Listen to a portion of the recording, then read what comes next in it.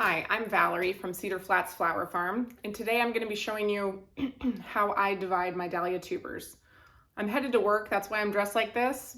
Otherwise, I would be in my coveralls. The first thing I like to do, I dig them up and then I rinse them off with a hose and I let them dry for maybe 1 to 2 days. And before I start actually cutting them apart, I write on the tubers so that if one gets misplaced or rolls away and I find it later, then I know what kind of dahlia I'm dealing with. So these are totally tangerine, and I'm not going to write the full name out. I just like to put initials.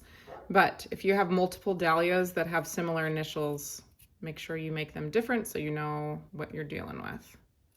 So after all of the tubers have initials on them, then I'm ready to start dividing. And I like to just start with whatever one looks easiest.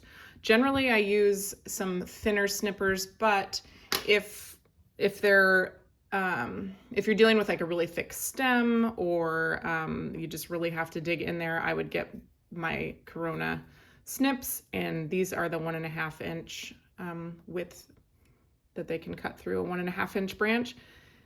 And then these ones, I'll link those as well, but they're the Zenport H300C.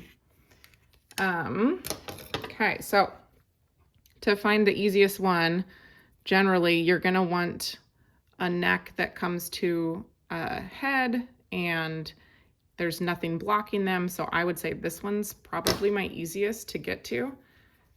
Because it's a video, I'm going to be holding it up a little bit, but generally I would suggest do not have your hand behind your snips. Okay. So the eyes are not very clear yet. I will say the longer you leave them in the ground, or if you don't want to leave them in the ground, the more time they have warming up, the easier it will get to see their eyes.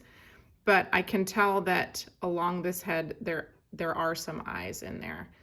So that should be a viable tuber, and just keep going along. Not every tuber is going to be viable just because there's no way to cut it perfectly. And everybody that divides tubers knows that a clump like this, I mean, odds are these ones will probably get thrown out, and maybe that one too. Who knows? But if you don't see a viable eye, it doesn't necessarily mean there won't be one. This one's iffy for me. I don't know that those eyes will work out, or if it's an eye versus like an old stem or root that came out. So what I will do is hold on to it and keep it in vermiculite, or keep it in even wood chips in the garage so that it can kind of warm up over the next few weeks and the eyes should become more apparent. During that time, check on them regularly. I would say once every week or once every 2 weeks, just to make sure that they're not drying out and they're not too humid either where they're getting moldy. So now this is about to get a little more tricky to find a viable tuber. I'm going to go through this thickest part.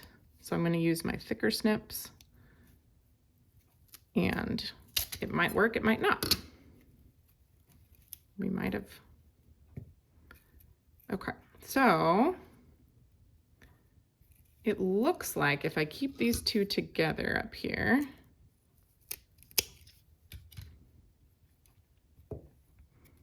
I'm going to give them a little rinse.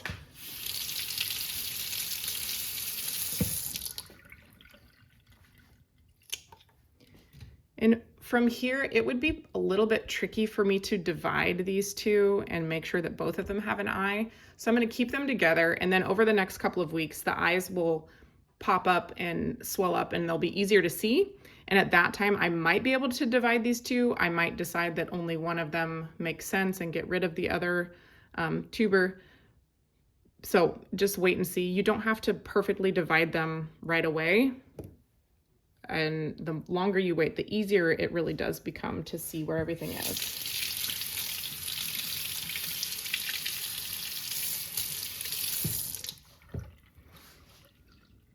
This one does not have any eyes. It's just the neck at the end. So there's, well, I suppose that might be an eye.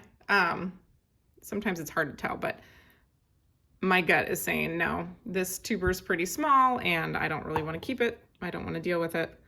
Same with this one. The neck got cut, so that one's not going to produce anything.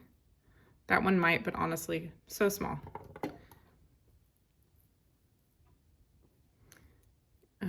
And this tuber, you'll see one of them in the bunch usually looks a little older, more almost like cracked or worn down. It just feels different than the rest of them. And that is the mother tuber. So that's the one that grew last year. These ones still can produce another one, but sometimes they don't. So again, if you're trying to really build up your stock, you might hold on to it just to see if it will produce a nice growing eye. But otherwise, you can toss it if you're not too worried about it. I don't really see an eye popping up, and I'm not too worried about building up my stock of this variety, so I'm not going to worry about it.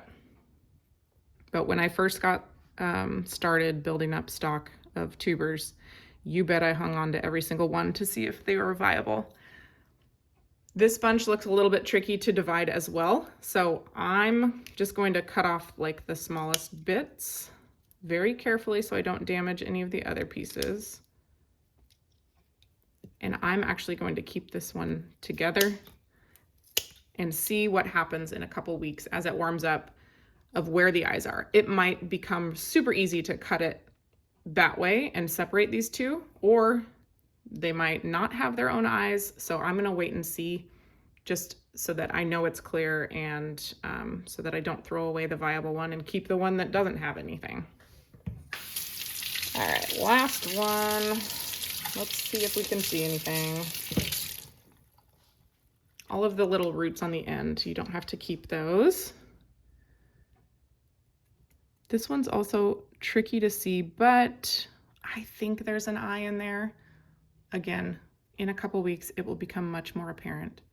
So I'm going to store these in some vermiculite in the garage, which is right around like 45, 55 degrees. It's humid in there, but again, I check them regularly, once every week or every 2 weeks, just to make sure that nothing's going wrong. And that way I can adjust. If it needs to dry out, I can make sure there's more airflow. And if it needs more humidity, I can spray them with a squirt bottle. So let me know if you have any questions about dividing